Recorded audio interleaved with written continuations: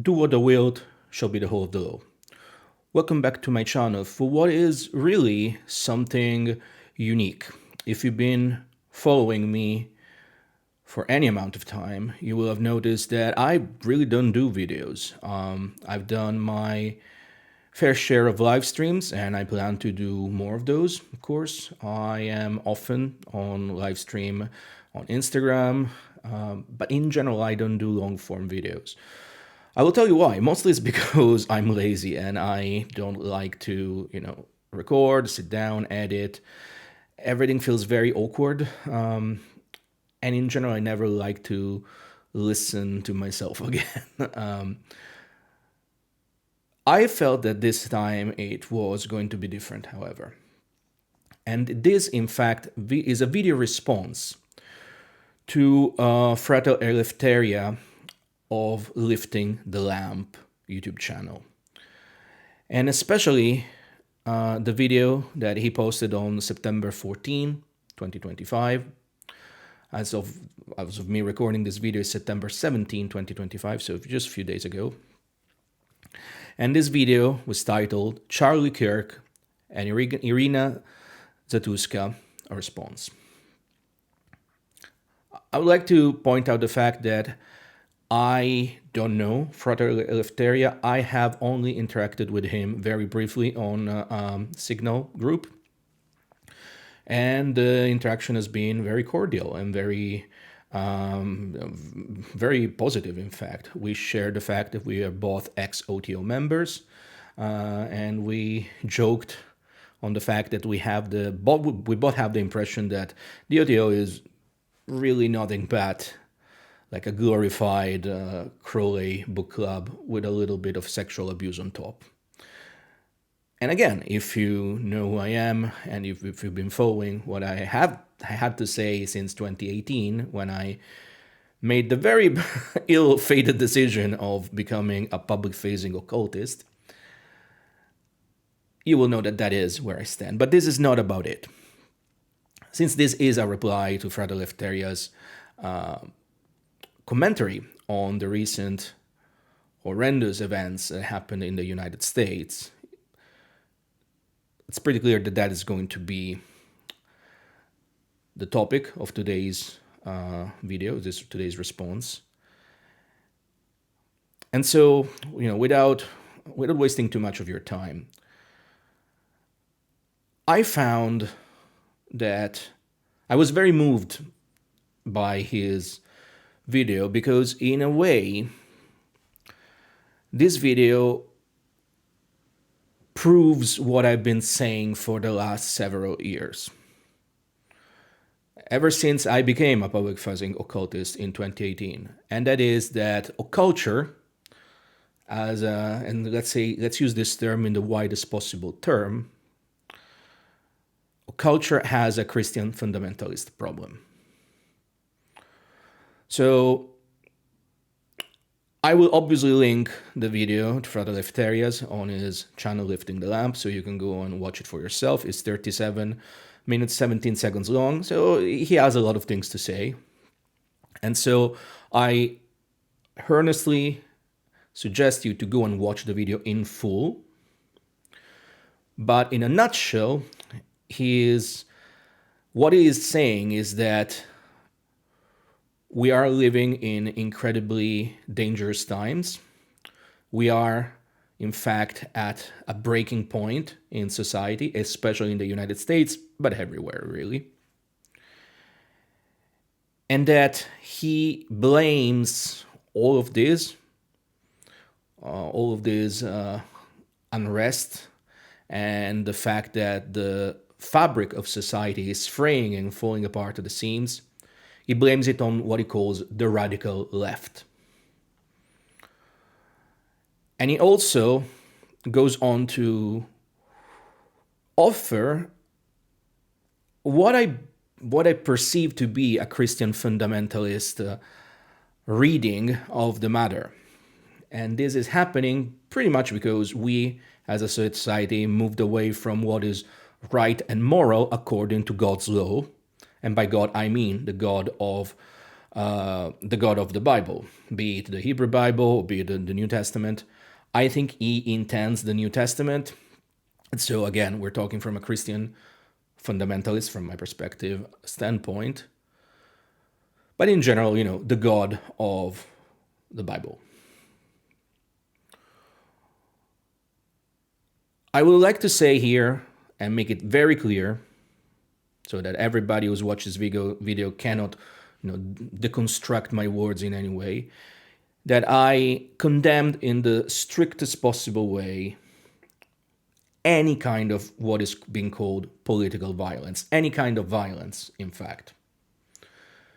If we are to live in a functioning society, we cannot allow this to happen. We cannot allow all of this to degenerate in this way, as it is happening, in fact, before our very eyes. And I think that what happened to Charlie Kirk, and of course what happened to the young woman, Irina Zartuska, is horrendous and has to be condemned in the strictest possible way. At the same time, to think that this is happening because the radical left has somehow invaded the fabric of society and corrupted it with its woke ideology, I think it's either straight up ignorant or maybe more sinister idea is that these are narratives that are construed pretty much to wipe away the last century of social liberal progress, which I stand for as a Thelemite. Just today, Dr. Nathan Bjorge, which is a well-known name in Thelemic circles, has posted some brief thoughts on the Facebook AA group about the tension between Thelema and traditionalism. And I really hope he publishes this at some point in a long form, because I think there were some very interesting ideas there. But one of the main points he makes is that the tension there is between the Heraclean version of traditionalism, the strongman ideal of embodied by traditional values, and by traditional I mean with a capital T, so that philosophical and spiritual philosophy that stems from René Guénon, and then in recent years has become once again popular thanks to the strange, or maybe very well planned, resurgence of Julius Evola's books. And so on one side you have this Heraclean strongman idea of the hero that embodies what's traditional, what's right by the will of God. And from the other side, you have a more Thelemic approach, which is maybe Promethean or even Luciferian, if you want to use this term, which will stir some craziness in the viewers, I'm pretty sure. But still, if you look at the last century of our society, incidentally, since the reception of the Book of the Law in 1904, Liber Alva Legis by Lester Crowley, you would be hard-pressed not to realize that we've been living in the best possible times, despite all the problems we have, despite all the fact that I'm talking like this, knowing that I talk from a very privileged standpoint as a white heterosexual man of middle age now. I'm 47, was born in a Western democracy and lived all his life in Western democracies. Of course, maybe if you were to ask this to somebody in Africa, somebody in South America, somebody in Asia, maybe they will have a very different perspective. And maybe this is one of the key points that we should start to consider. The fact that this appeal to traditional authority, this willingness to go back to those traditional values, they really only exist, they really can be entertained if we want to entertain the idea that then only the West has the answer. And I think that is a silly idea. Something else that Fratelli Lefteria mentions is that he basically offers a glimpse in his life story, saying that he started as a leftist, if you want. He started on a left-leaning political stance because at the core he was against a very oppressive government. And if you like, I think he's pretty much my age, maybe a little bit younger. He definitely looks younger. But I guess that if you go back to the 1990s,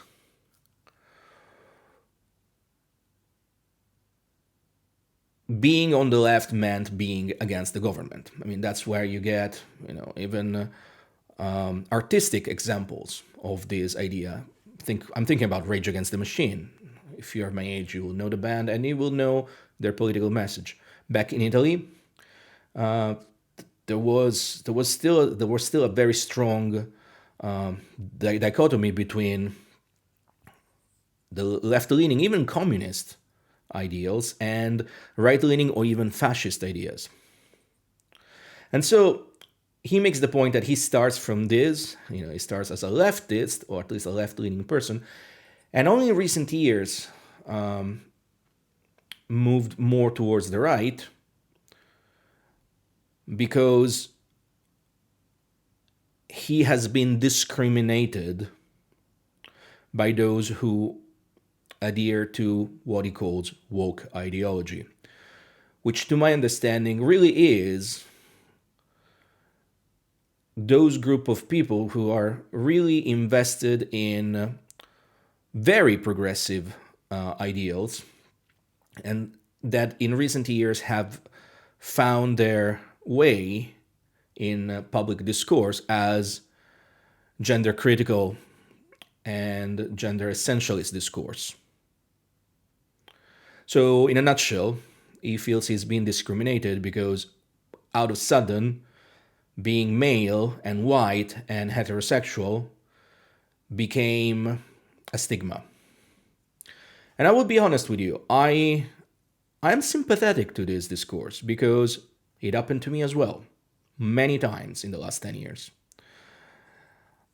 I wouldn't go as far to say that I have been discriminated, but I will tell you that as a public-facing figure in a very, very niche community,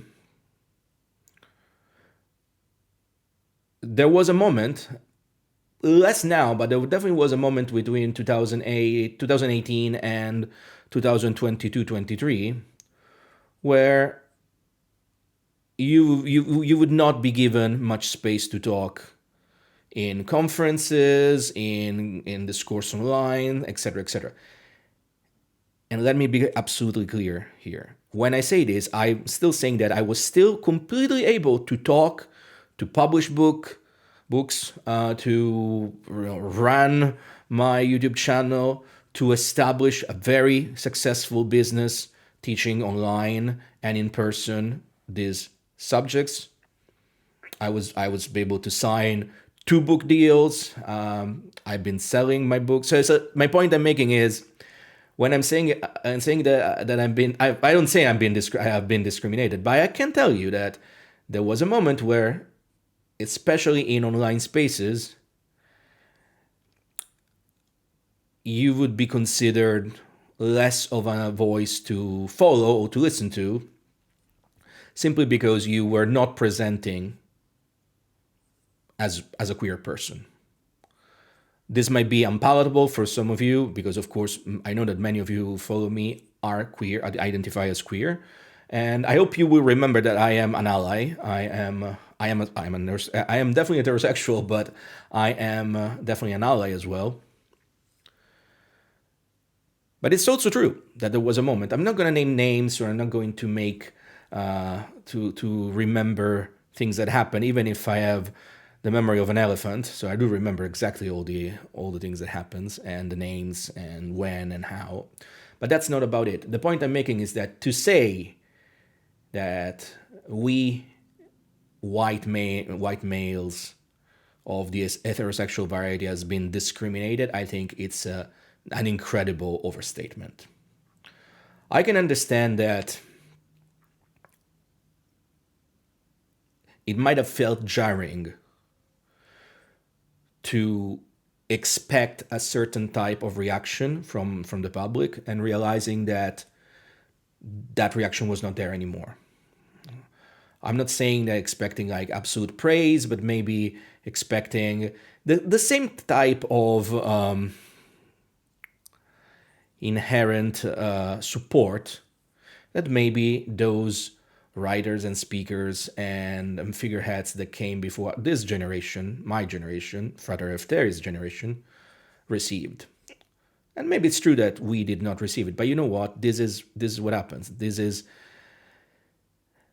the difference between wanting to believe in an ideal traditional society where there's a strict hierarchy with white men on top, or maybe deciding to engage with a Thelemic, Promethean, Luciferian approach that has given us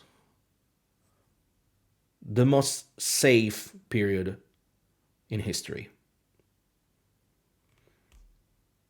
And I really think that the tension that we're feeling right now is all due to the fact that people like Frater Lefteria, but not just him, I'm thinking about many other, I would say, if Eleftheria will excuse me, even more popular and more, famous, if you want, authors and figureheads in a culture in the last 5 years, they all started to drift in that direction, in this traditional resurgence.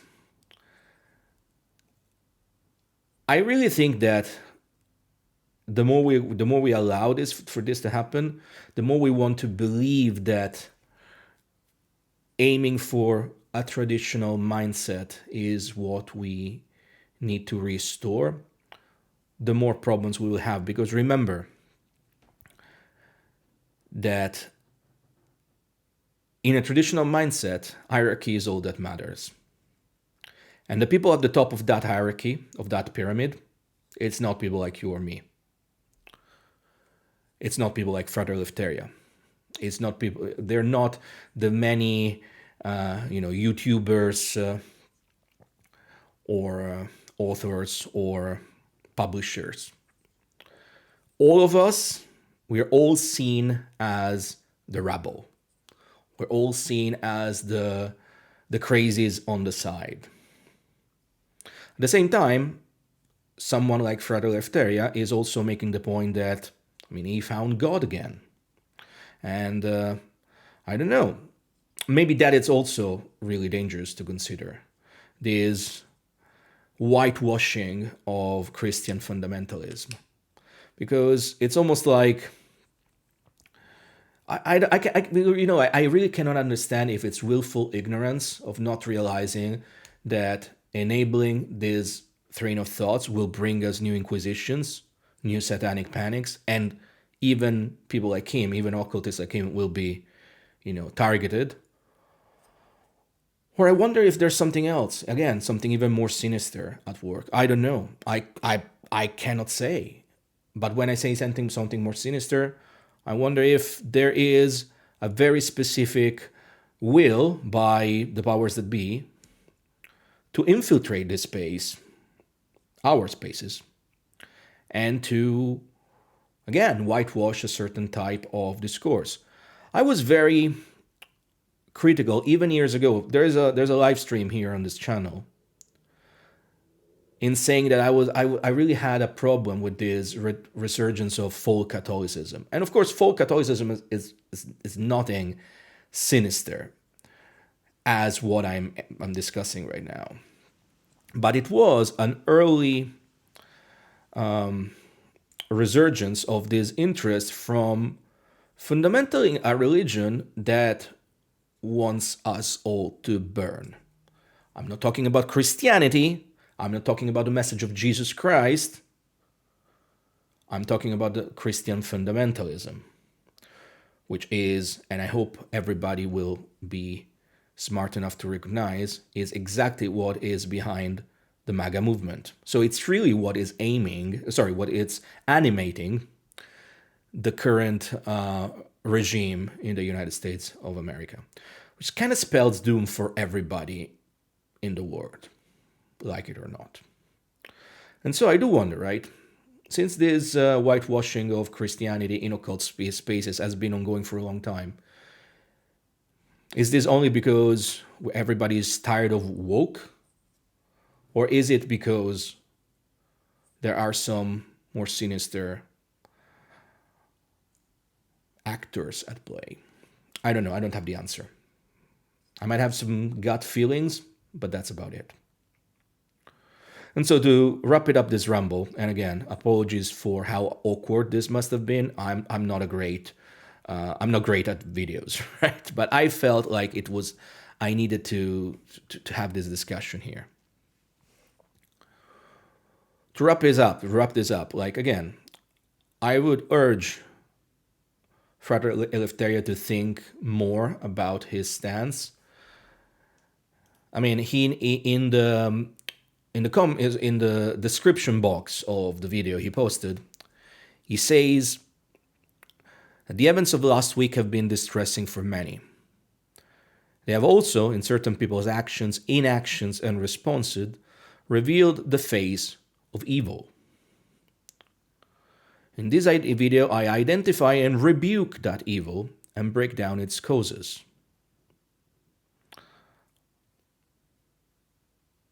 Is the evil the woke? Or is evil